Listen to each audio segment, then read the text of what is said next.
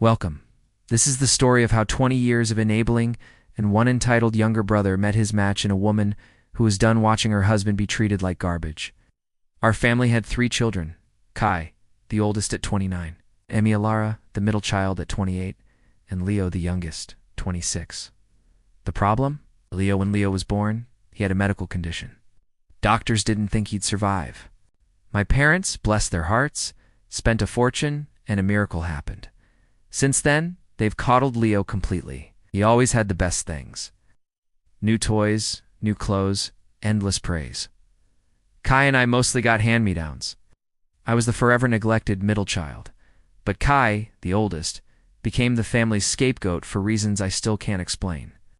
Leo was constantly in competition with Kai. If Kai did something good, it was a simple good job.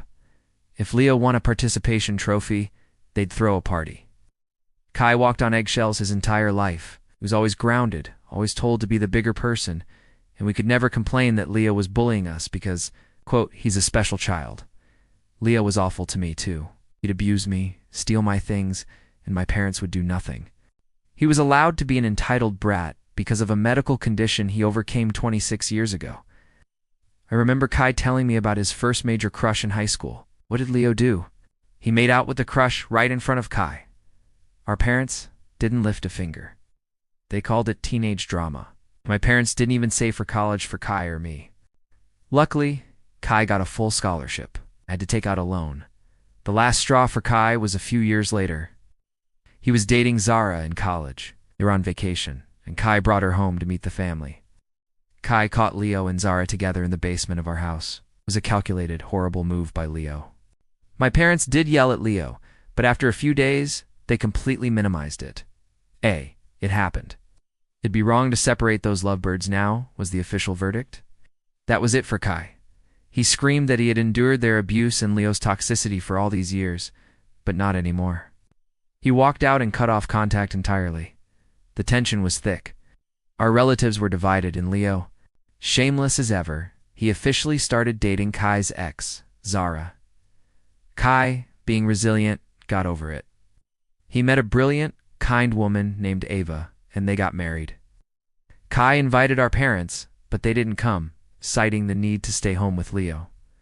I showed up to support my brother. Fast forward, Kai is now expecting his first child with Ava. This was the moment my parents decided to reach out for reconciliation. They knew the baby was the perfect excuse. Kai, skeptical but wanting peace, agreed to attend the annual family dinner. This was the site of the supposed truce. All the relatives were invited. Kai came along with Ava. Leo was there with his wife, Zarukai's ex. I kept a close eye on the situation. Old habits die hard when a golden child is involved. Throughout the evening, Leo tried to get close to Ava, but she quietly and firmly avoided him. She wasn't having it. When it was time for dinner, my parents made a quick, uninspired toast. And then, Leo saw his opening. Leo stood up and began a speech, launching into his tiresome miracle baby story again. Then he redirected to Kai. The malice in his voice was crystal clear. He said, "Brother, I know it must be hard for you because your ex is now my wife, but thanks for the blessing. I know it must be hard for you to be here, knowing how hard it was for you to compete with me, but I applaud your bravery." The room went silent. You could see all 20 years of pain wash over Kai's face. He was humiliated. But before any of us could react, Ava stood up. Slowly. She stood to her full height and looked Leo dead in the eye. "What's that supposed to mean, Leo? Are you insulting my husband?" she asked, her voice dangerously low. Leo sneered. "Oh, Ava, you have no idea. Kai has always been pining for my wife.